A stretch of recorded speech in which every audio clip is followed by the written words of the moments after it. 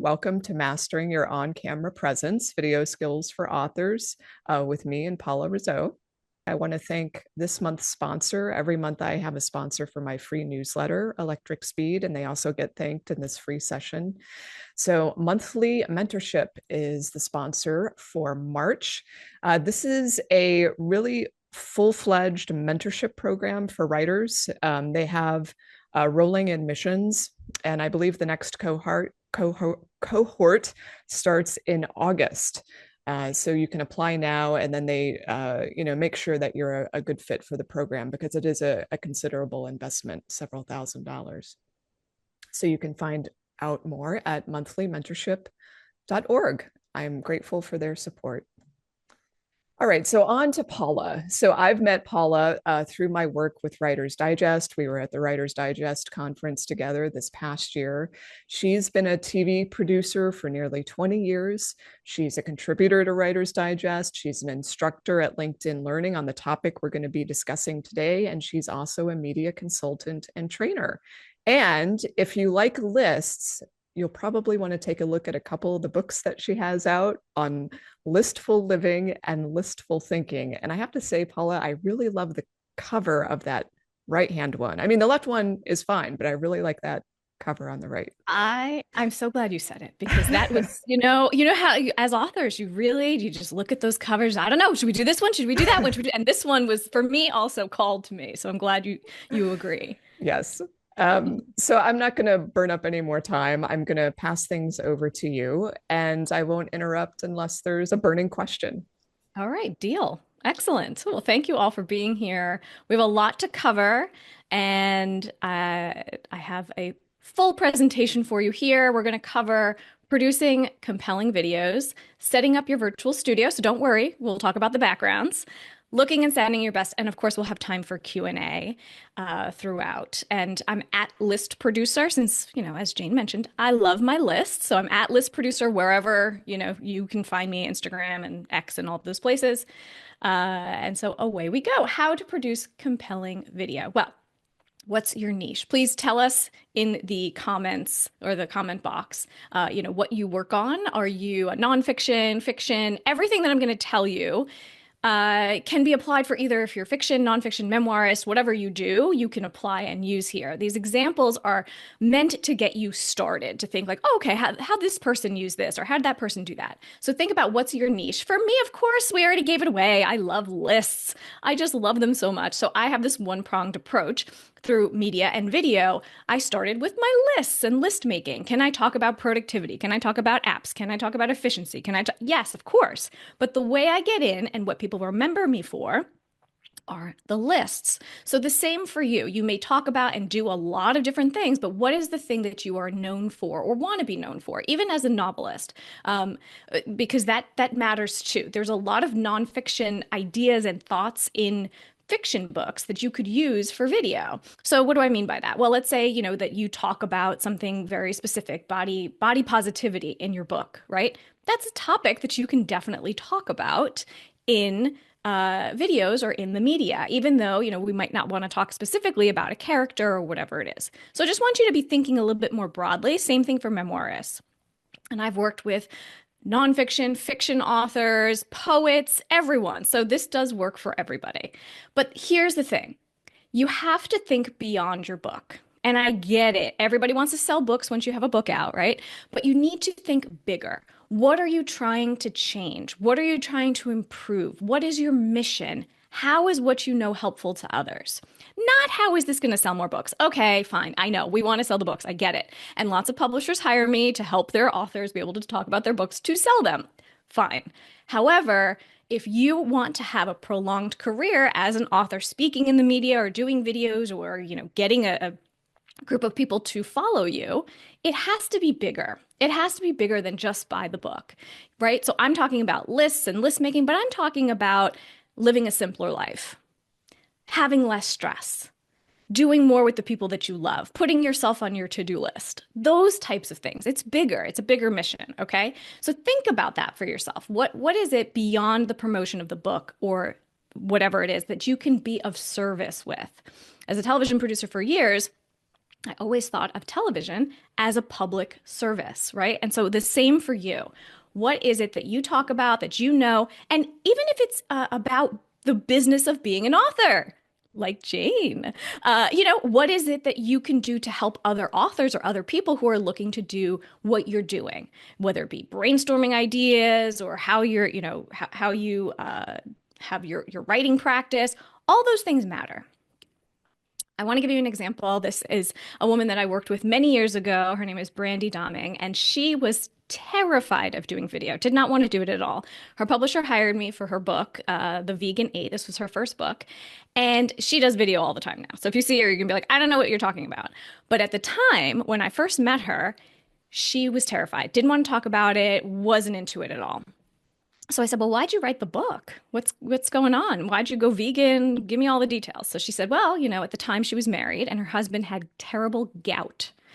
And the condition they found was made better when she started cooking vegan meals.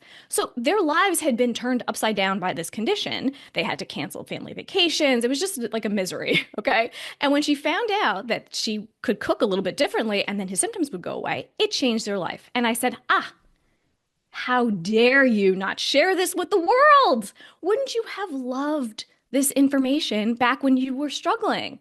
You're the person now to be able to give this information.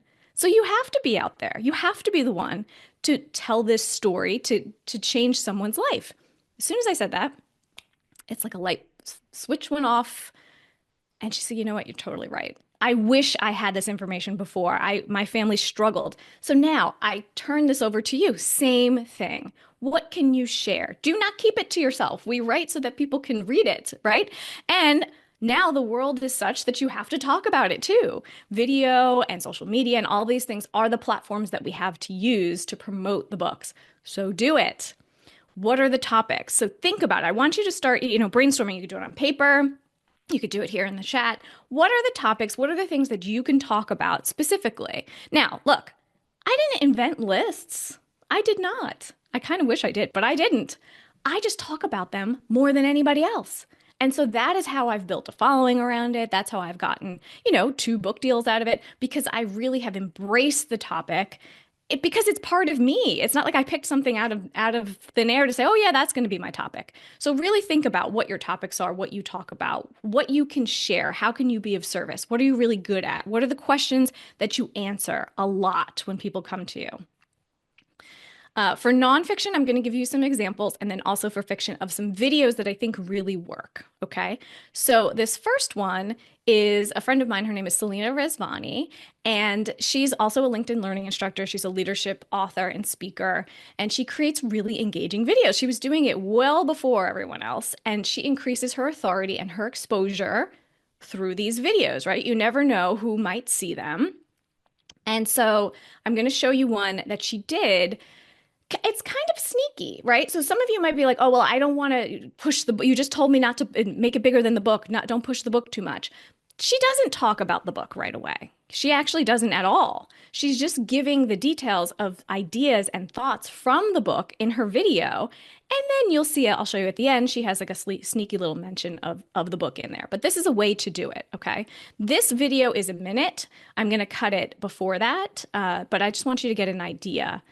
Want to instantly elevate your influence? Here's one thing that most leaders forget: giving status to others.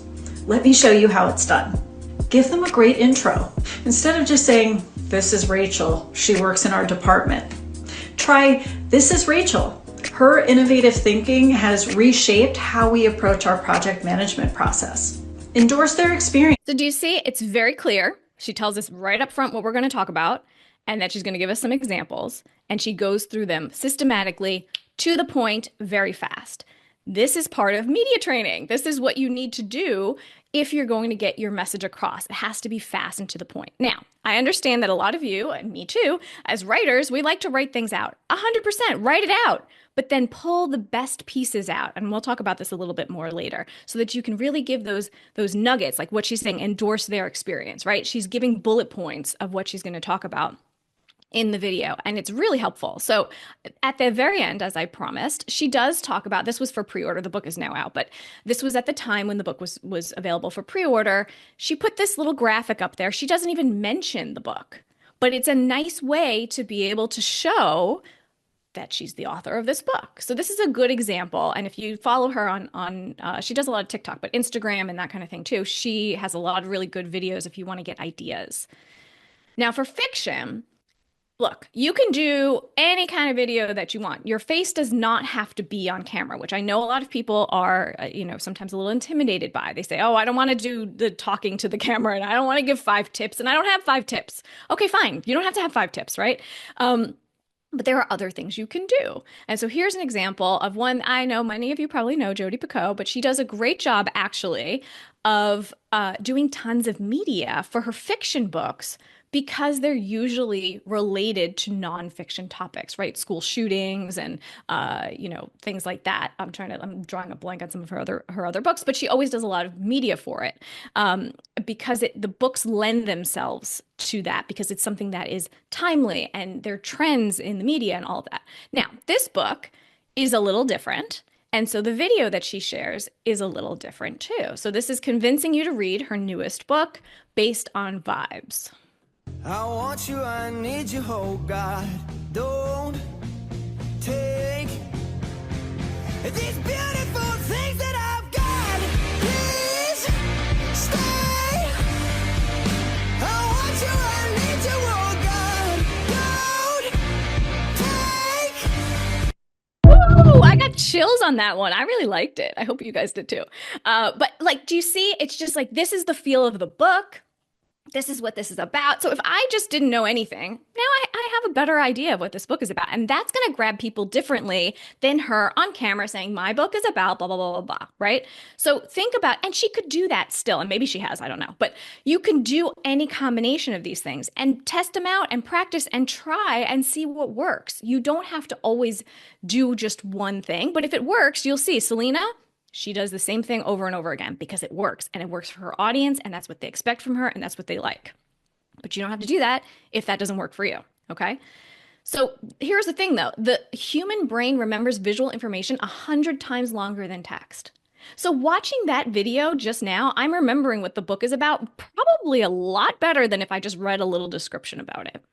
So think about that. Think about how you can stick your ideas in someone's mind with a visual element, okay? I mean, there's a friend of mine who's a chef, and she does this video on how to boil water. I know it sounds ridiculous, but I know how to boil water, okay? Thank you very much. However, watching her video, I always think of it every time I boil water. I'm like, nope, it's not ready. Not yet. Not yet. Nikki's video told me it's not ready yet. Okay, wait. It's ready. It's ready. So because I saw the video and now I remember it always.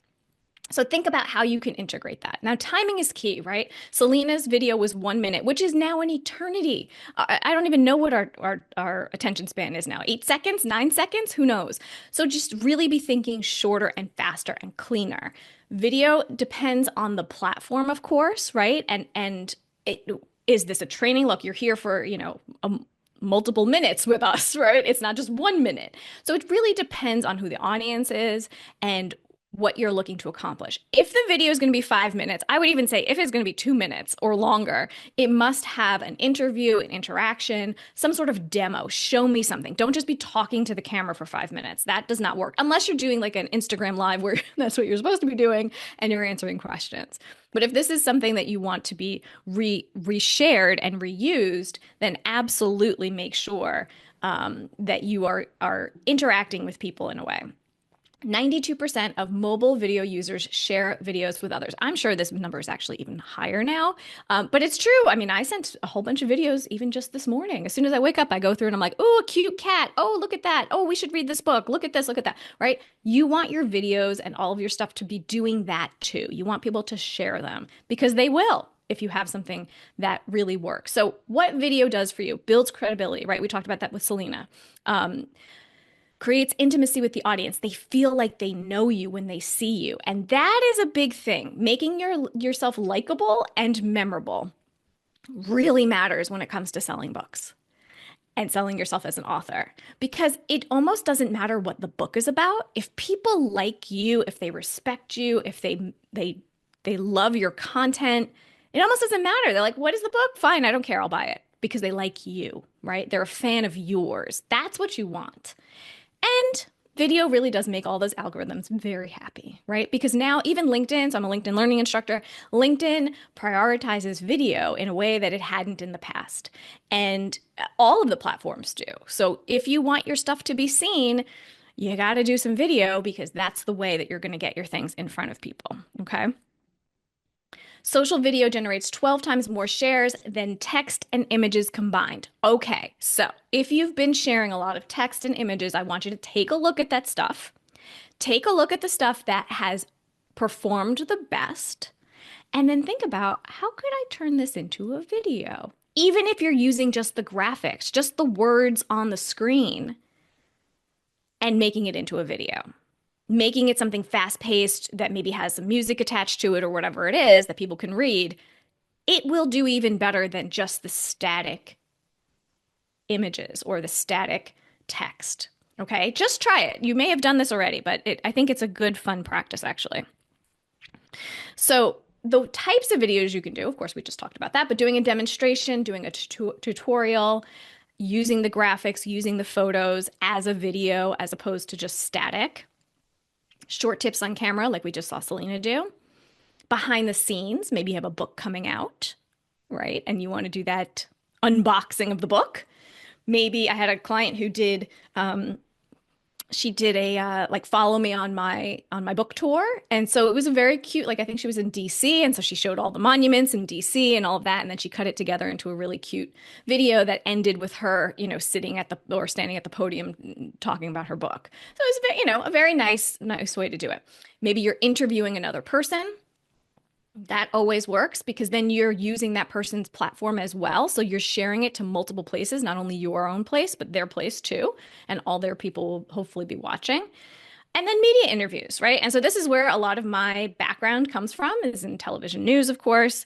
And so I worked in TV for close to 20 years in New York City, both in national and local news. And I published my first book, Listful Thinking, when I was a producer. And so I definitely know what it's like to be on both sides of this, right? Being the one who was pitched authors and experts and ideas, and then also being the one who then had to pitch myself as an expert. I completely understand from both sides of the stage on this, what it's like to get your work out there. And I've been featured in quite a few media outlets over the years. I do a regular segment for Pix 11 News in New York City. This is one that I did at the beginning of the year on determining your list maker personality. This is repurposed from a blog post I wrote probably 9 years ago. So I say this because they loved the idea. It was very fun. We had a really fun segment. But I'm saying this because you have so much content that you can turn into video. This was a blog post that I thought was really fun 9 years ago, and it's still really fun as a television segment. Here we are, you know, how many years later? So think about what you already have created. What can you take and be thinking in video instead of in print, okay? To be able to switch and flip it. Now, I did put together a little freebie with Jane's approval, so I wanted to share it with you now, because this is important for media, because people are thinking, but what do I say? What do I do? How do I do this? Right? So I put together the top 10 questions every author needs to answer in a media interview, but it will also help you to come up with things to talk about in videos. You're your own producer. I want you to be creating videos and not keeping them and saying, oh, well, I could pitch this to media when my book comes out. No, no, no. I want you to be talking about and doing these videos now, and then you can repurpose it and say, also, I can pitch it to media if you want to do that, okay? So these are the top 10 questions. As a media trainer working with clients, I always go through these 10 questions with them. So I wanted you to be able to have it. There's a QR code there on the screen. And also, if you go to paularizzo.com/10Q-Jane, you can grab it. And I think Jane is going to share it in the chat as well, so you can grab it there. But we have a lot more content to get through. I just wanted to pause for a second to let you know that I will also send you the slides from this presentation if you sign up here, and we'll be connected, okay? Okay, so let's talk about setting up your virtual studio because you have a studio now in your home. I'm sorry, did you not notice, right? The pandemic changed everything because it actually opened things up. I was very excited about it because, not about the pandemic, but about the fact that you could do media from anywhere, really, truly. It used to be before that, media interviews, they had you come into the studio, which is very nice and it's fine. But isn't it nice to be able to just be where you are and have your setup all ready to go and just sit down and be interviewed at home without having to deal with it? I mean, I think it's pretty amazing. So we want to make sure that the bad habits that you picked up over the pandemic are now gone. All right. We dealt with a lot then and it was fine, but now I want you to up level. And because you'll be remembered for it, this is part of your brand. People will remember everything about your background. This is the course that I did for LinkedIn Learning about organizing your remote office for maximum productivity. And I also have courses on there about media training as well. But this was filmed during the pandemic in my apartment, my old apartment in Manhattan. And you can make a studio out of anything, truly. But this was my living room. And so this was not sustainable for day-to-day calls or videos or things like that. But for this, it worked. So if you're thinking of doing like a video course or something like that, it almost doesn't matter if you're in your office or you're just somewhere in your home that you could make it look really good. So we did this, my husband and I, who has background in television as well, thankfully, he was able to help me shoot the whole thing. I shot like maybe 4 or 5 of my courses at home during the pandemic. So you can definitely shoot some really high quality stuff at home. You don't have to be in a studio. But this is a good example, and I'll show you others of what works in this photo, right? You may recognize that little plant. That plant made it back here with me. I have him here in this room too. But there's visual things that are interesting but not distracting, right? So you have depth between me and what's behind me. Now, usually I was up against a wall doing Zoom calls. That's what my spot was, but that doesn't look great on camera. So we made this work. Okay. We have some visual living things in the background. I'm wearing a bright color. Here's some shooting do's and don'ts. Do always use natural light whenever possible. Now, I know people go crazy about, but the lighting isn't right, and so that's why I don't do videos. Nonsense. All you need is a window with some light coming in on your face. So even if you're traveling, even if you're in a hotel room or whatever it is, and you're doing a video, you're doing an interview, look for the light. Make sure that light is in front of your face. Don't go buying, crazy light kits and all this stuff. You don't need it. Use natural light, and then if you can't, so like in where I am right now, actually the window is to my left here, which is not great because I would rather have used that light on my face. So what do? I close the blinds because I don't want all the light coming in from just that side. And then I do supplement with a light in front of me, and I have a light overhead. So you may have to play around with it. I've done this before where I have the light the window right in front of me. And sometimes I need to bring in a lamp or a light or something to soften the colors or do whatever. So try that, try it out and see before you buy anything crazy. All right. Always shoot at eye level. So make sure that your camera is right at your eye, that you're looking directly into the camera. And if you have to get a stand or books, I used books for a really long time, books to be able to boost it up. Make sure that you do that because if I'm looking at your ceiling fan or I'm looking at the floor, you're doing it wrong. Okay. So I want to make sure that I see you and I'm eye level with you. Look directly in the camera. If you're not listening, listen, because this is very important. People do it all the time, especially on their phones, right? They have their phones, they're doing their little video and they're looking at themselves. Do not look at yourself. Look directly in the camera.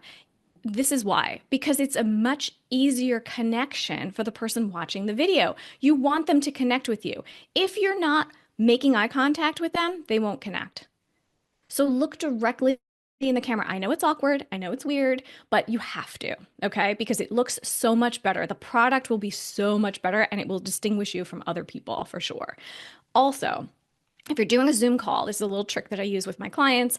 You can make the box small. You know how you make the other person kind of small? And then you take the box and you just shove it right under the camera there, right by that little light, so that you're not looking all the way down at them. You're just kind of sneaking down just a tiny little bit so you can sort of see them. And, I'm not staring in the camera when someone else is talking to me. I'm looking at them. And then when I'm answering, I'm looking at the camera directly. Do not shoot with a window at your back if you can help it, okay? And the reason is because it will make the room dark. It will make you look dark. So if you do have windows, you want to maybe close the blinds, test it out, try out different things. Don't move the camera around too much. I see people, I mean, I used to do it sometimes too. I would do like a video walking in the streets of Manhattan or whatever. It's hard to watch.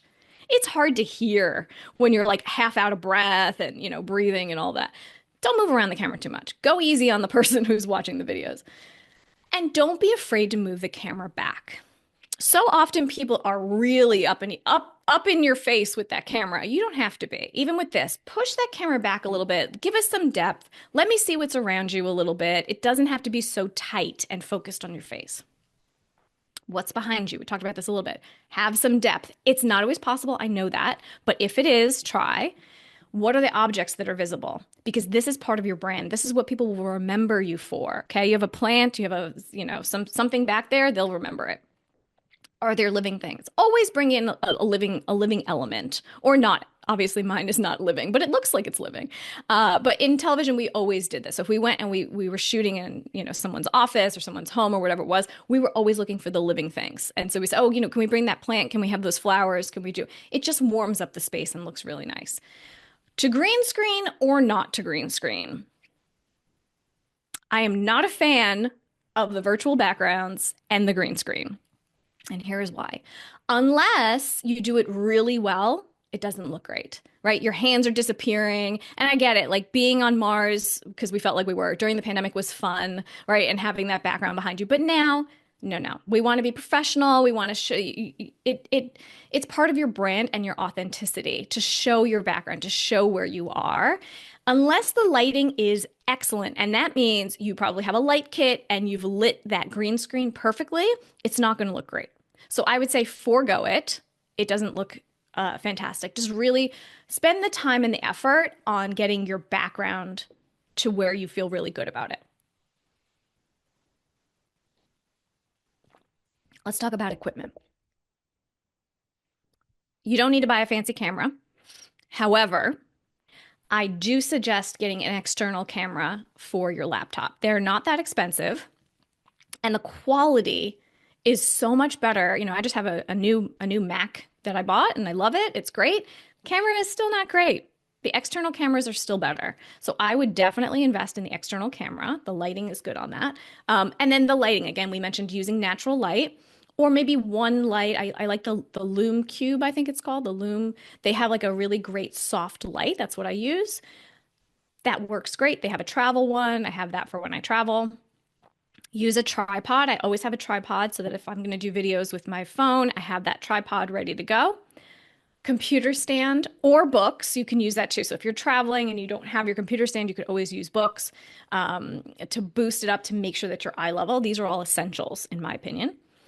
Headphones. And there's Lady Jane Friedman. Hello. Question? Yeah, there is a question.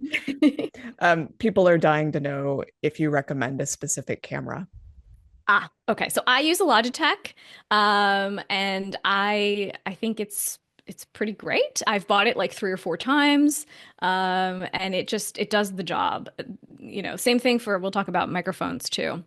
And the microphone that I use is the Audio Technica microphone, which I have bought multiple times as well to have I have like a travel one, and then I have my one from my office. And the only thing I will say is that I always buy extra cables, like the cable that connects with it, that connects to the computer, because that seems to go bad sometimes. And if you think about it, like I have it on an arm, I'm moving this thing around a lot. So I'm guessing that the inside parts are kind of like, getting messed up, but it's not the microphone.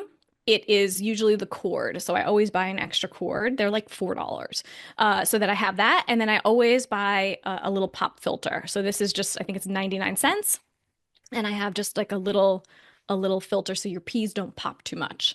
And then any other questions on? I think that's it for now. Thank you. Okay. Thank you. Okay, so and then headphones. Okay, so Jane, obviously you see she wears headphones.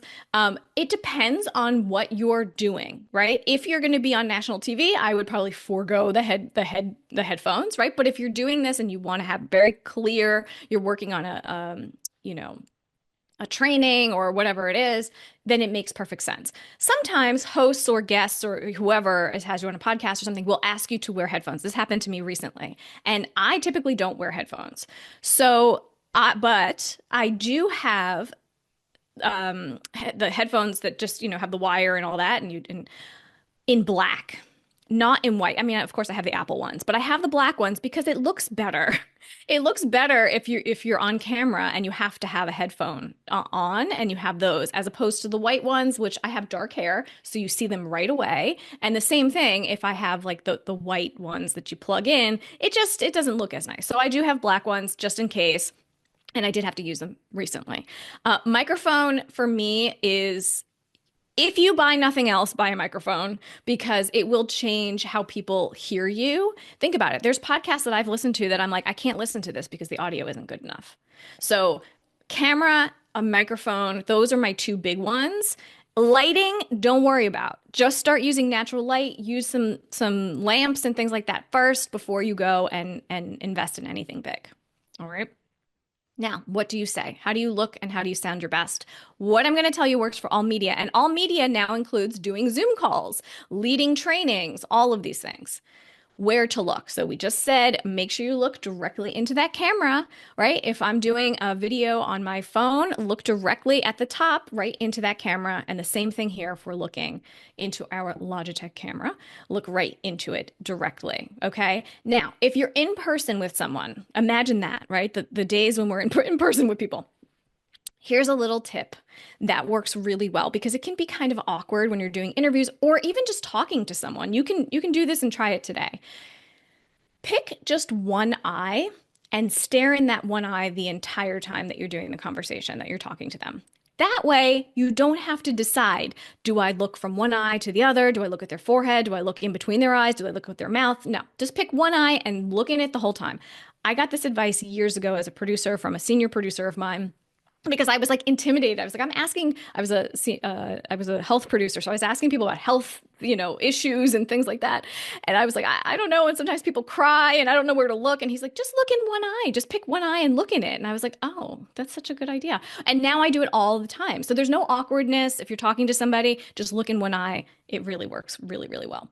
How do you sit? Okay. So if you're at your desk, what I want you to do is scooch all the way to the front. Do not be lounging back. Don't be sitting all the way back. I want you to be at the edge of your seat, feet flat on the floor, because you're projecting. You want to project your voice. You want to make sure that you're engaged, right? Same thing if you're in a studio or you're doing something where you're on a panel. You want to be at the front half, if you can, of the chair. It doesn't, you don't want to look like you're falling off of it or anything, but you definitely don't want to be laying back and lounging.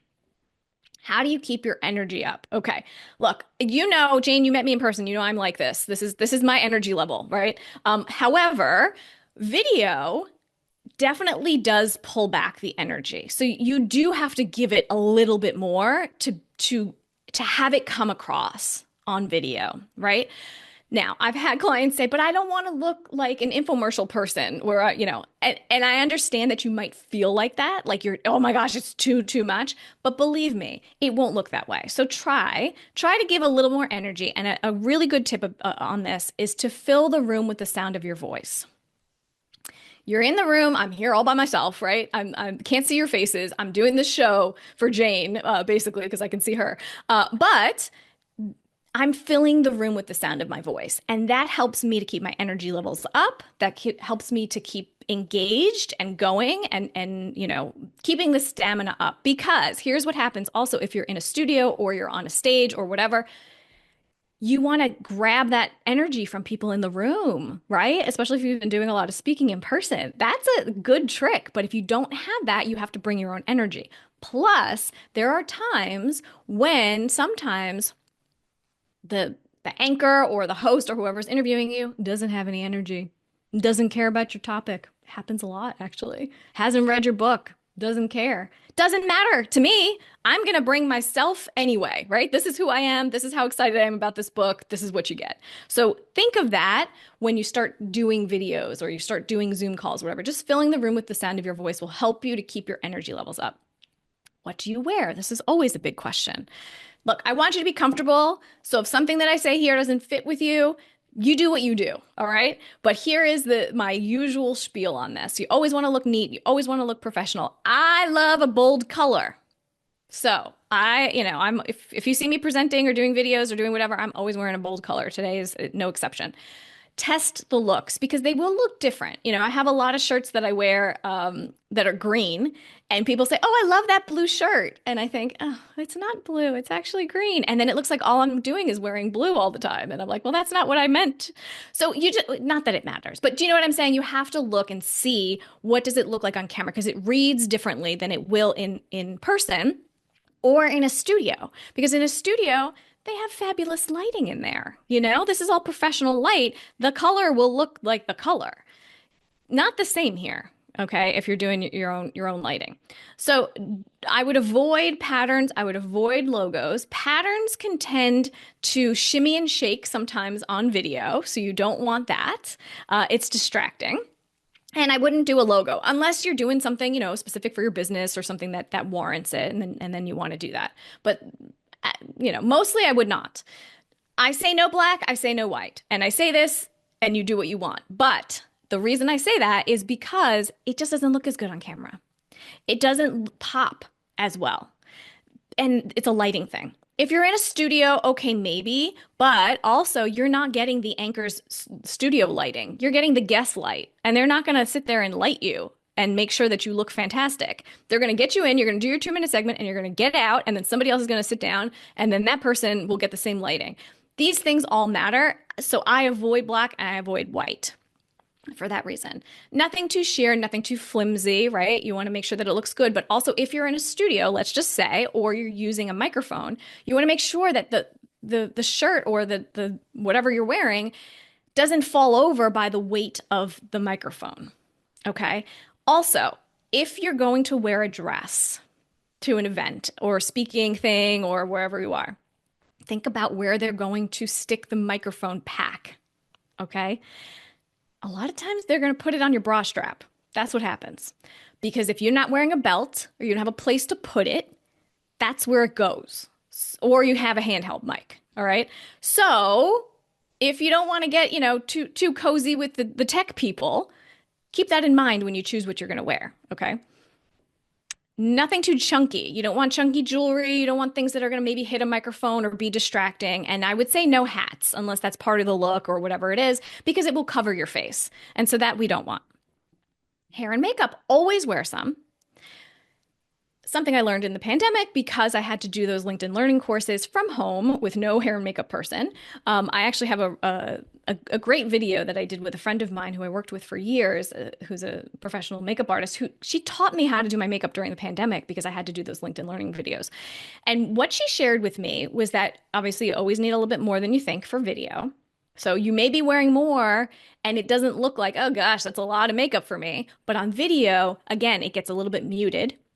And the two things she said you absolutely should do is line your eyes. So if you don't wear eyeliner, you should. So wear a little bit of eyeliner and always wear a little bit of lip color for women. And for men, or if you don't wear a lot of makeup, I would say at the very least, make sure you wear some powder.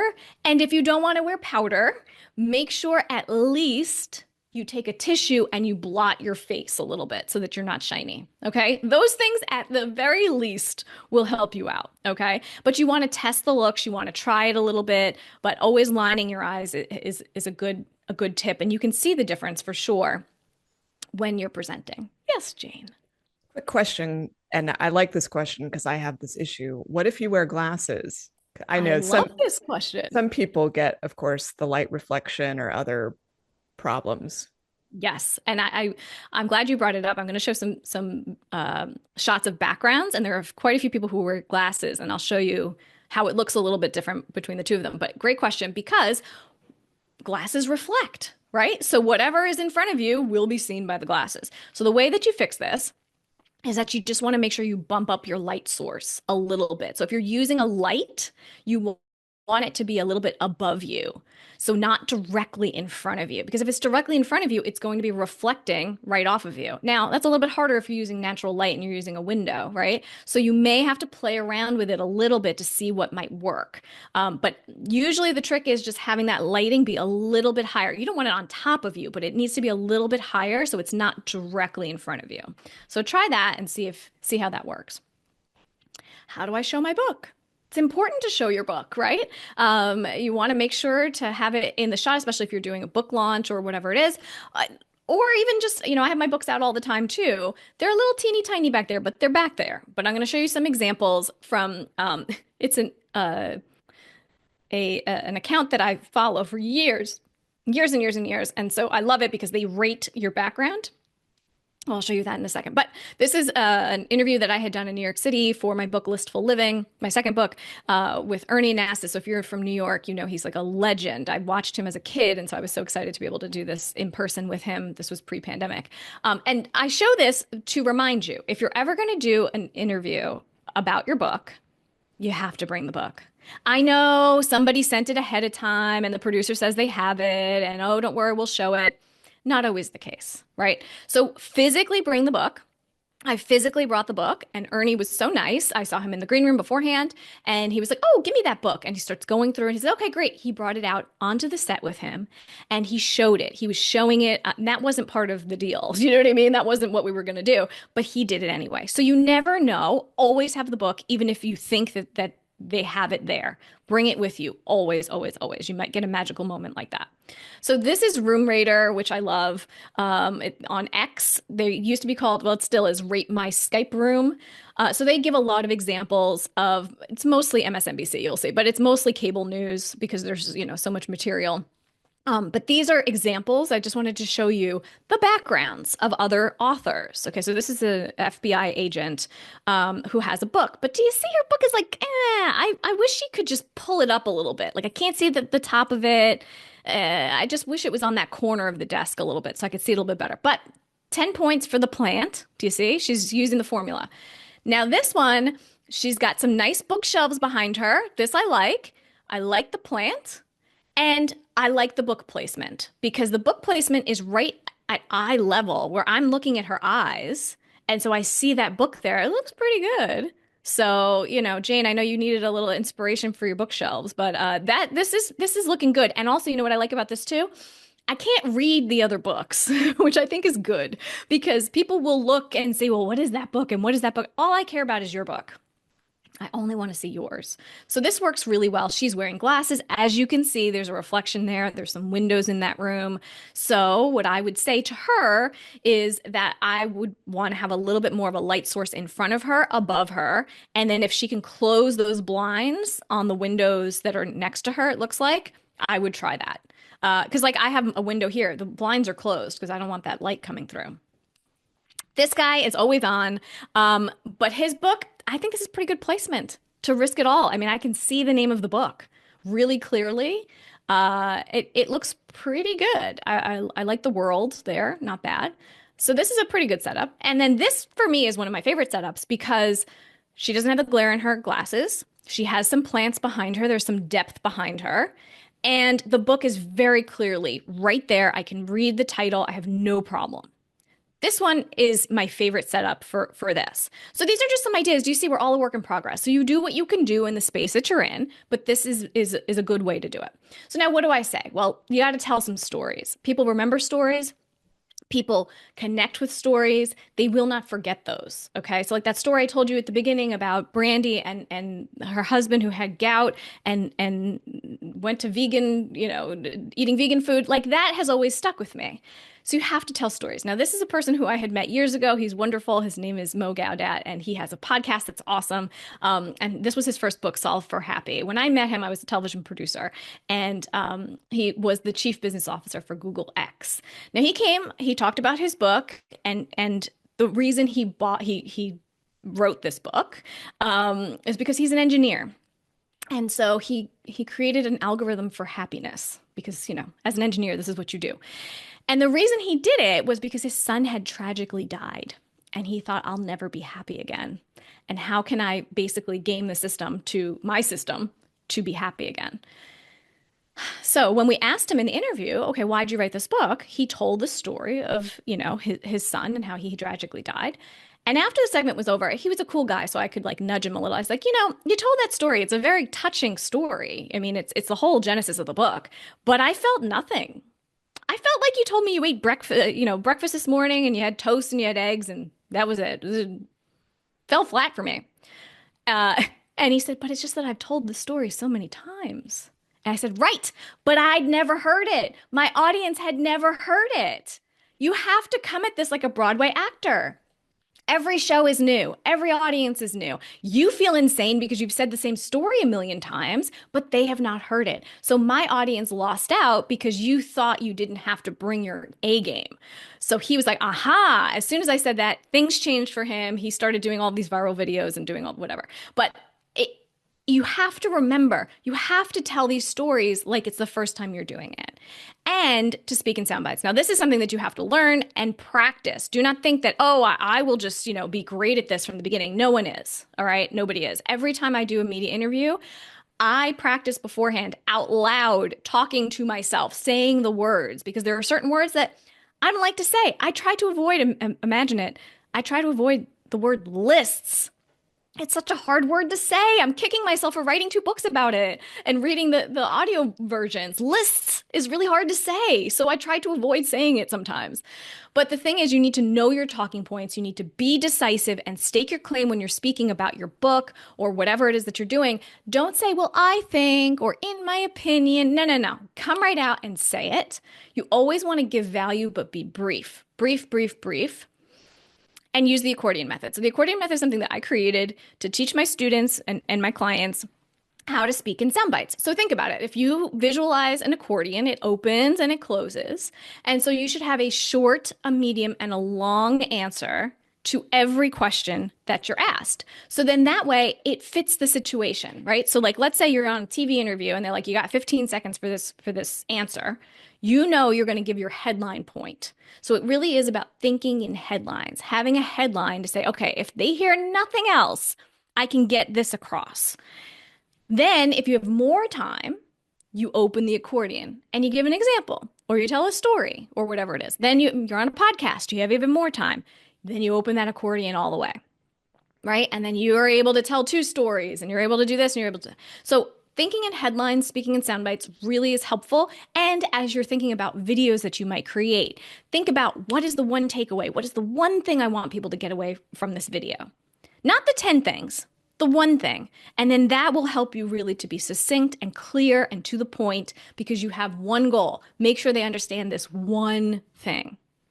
And then you'll have more videos and then you'll have more things to do.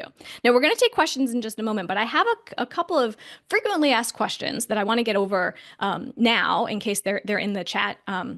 But won't my publisher or publicist cover media training before my book comes out?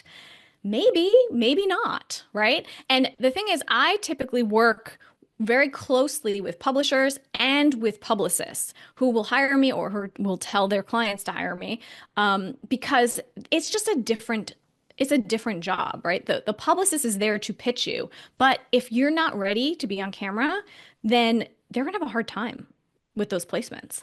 And as a television producer, I always had a very good relationship with many of the publicists that I worked with. They knew they wouldn't pitch me somebody who they knew was not ready because that would jeopardize our relationship.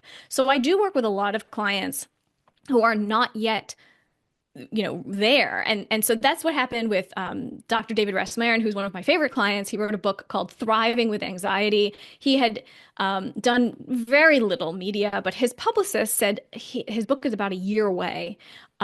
Will you work with him? And so of course I did. And he eventually got on GMA. I mean, that was the work of the publicist, getting him there, but we got him ready for it. So, this is a partnership. And so to think that your publisher will do everything for you or your publicist is magic, like it just is not. There's so many variables when it comes to media and it comes to books and it comes to, all of these things. So, the other question is, what if I don't have a book coming out right now? Good. Good. You have some free time. Just kidding. But you're able to do this now. I don't want you to think, oh, well, I'll wait and do media when the book comes out. I'll do videos when the book comes out. No, it is too late. And you need to be doing this all before, even before, let's say you have, while you're in the proposal process, if you're doing nonfiction, or while you're creating and writing your fiction book or your memoir or whatever it is, because you need practice, number one. You need to start building a following, building that brand, right? Having people follow you. And then you also need to leverage, hopefully, some of the contacts that you'll make, right? If you start pitching yourself or people start seeing your videos and you start, getting some attention in the media, then when the book comes out, this is what I did. You're able to say, hey, remember all that good stuff I gave you before? Well, now I have a book out as well. Could we do another segment? And they say, of course, you've already proven that you can do this. You've already proven that you make our lives easier and the videos are good. Great. And it can also help you to get, let's say, an agent if you're looking for an agent or a publisher, because they'll say, oh, this person already knows the game. They've already done video. They're already doing media. All of that really does help. And I have to say, I did that in the very beginning when I started my blog, listproducer.com, all about lists. I had done that years before I had a book. I didn't even know I was going to write a book. I just was like, this is a fun little project. As a TV producer, I use lists a lot. Not everybody uses them like I do, so I'm going to start this blog. Then I started getting media for it. Then I started getting attention. I met a publisher who was like, you could turn this into a book. And I was like, I can?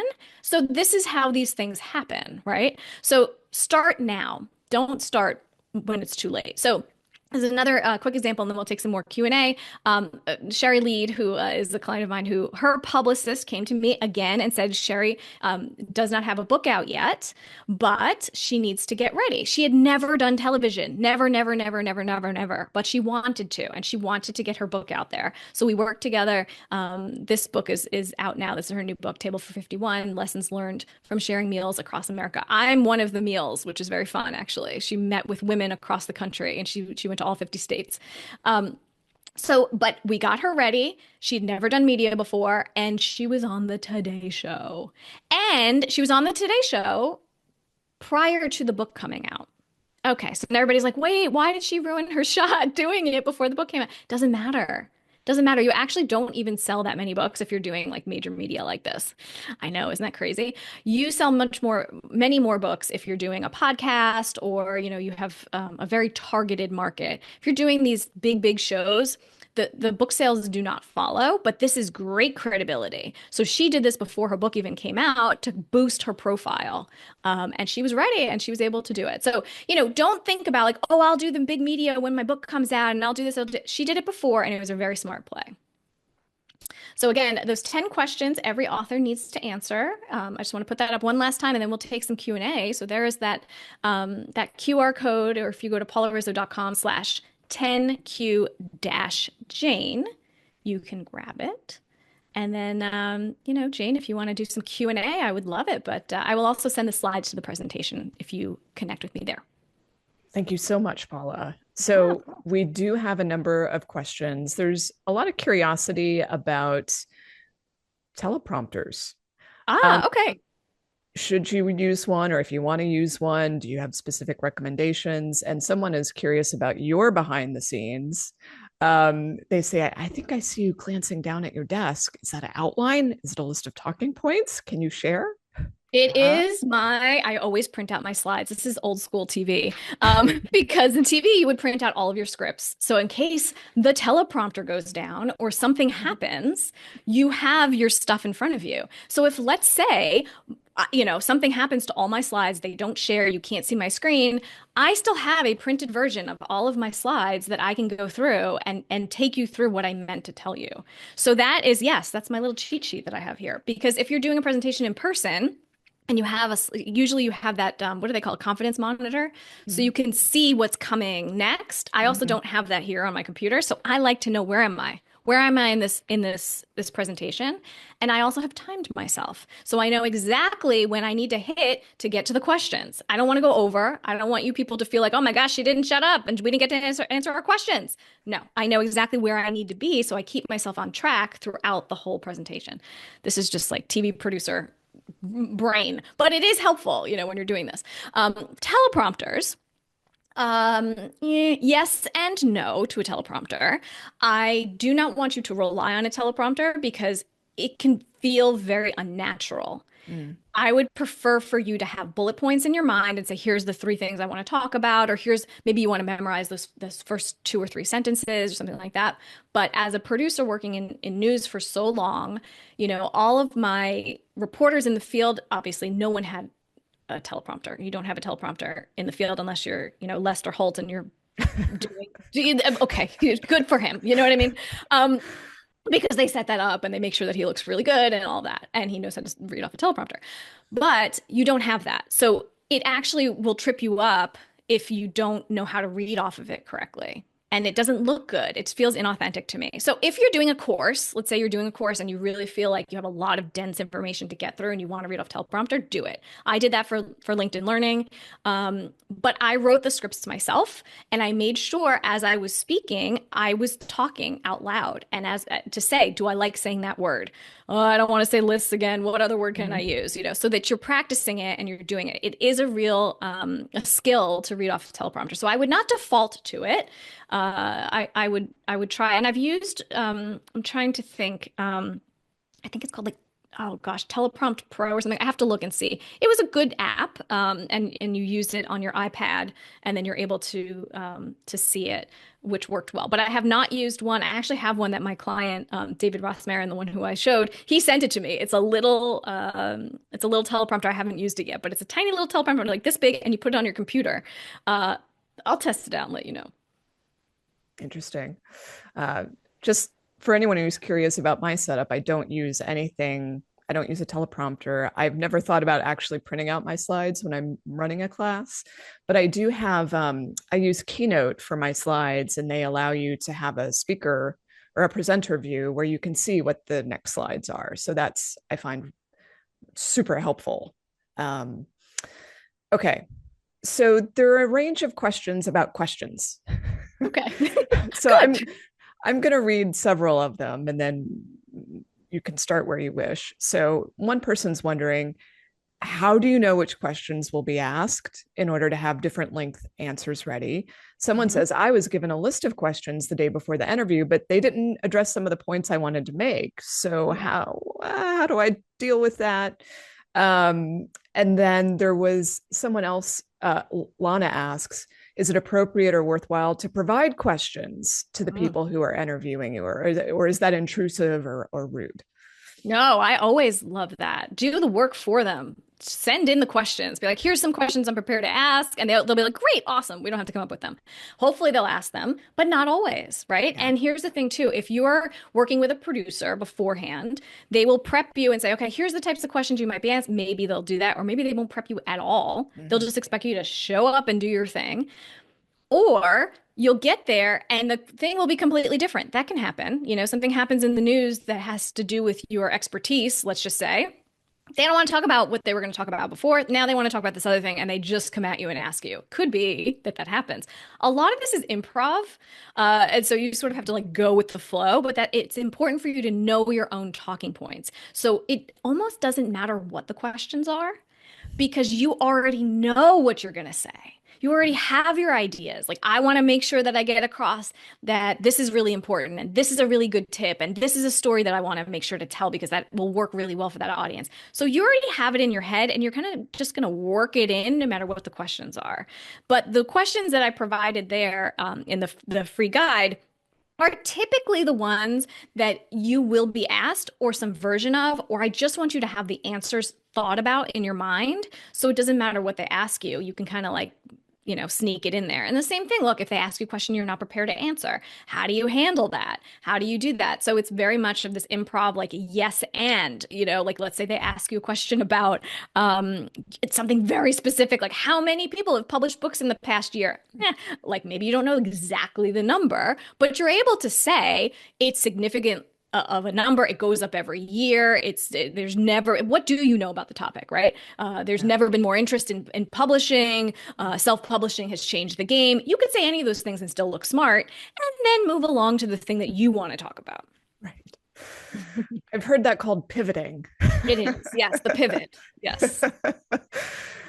All right, there are a couple of questions that relate to age. So there are some folks listening who, they're like, mm, I'm not necessarily as young and attractive as some of the folks that you showed. Do you have any tips um, for appearing better, aside from just doing podcasts and no video? Right. Right. Look, everyone is self-conscious. So just like put it out there. I did some interviews with these like very well-respected lawyers, and they were all like, "Oh, could you make the wrinkles go away in the video?" And I was like, "Come on, you people are like so highly accomplished, and that's what we're looking at. Did you hear what you said?" So I think first off, we need to recognize the fact that you have a lot of value in what you say and what you bring to the table, regardless of what you think you look like. Okay, so you just have to be of service and put that stuff out there, but maybe you want to do it in a different way.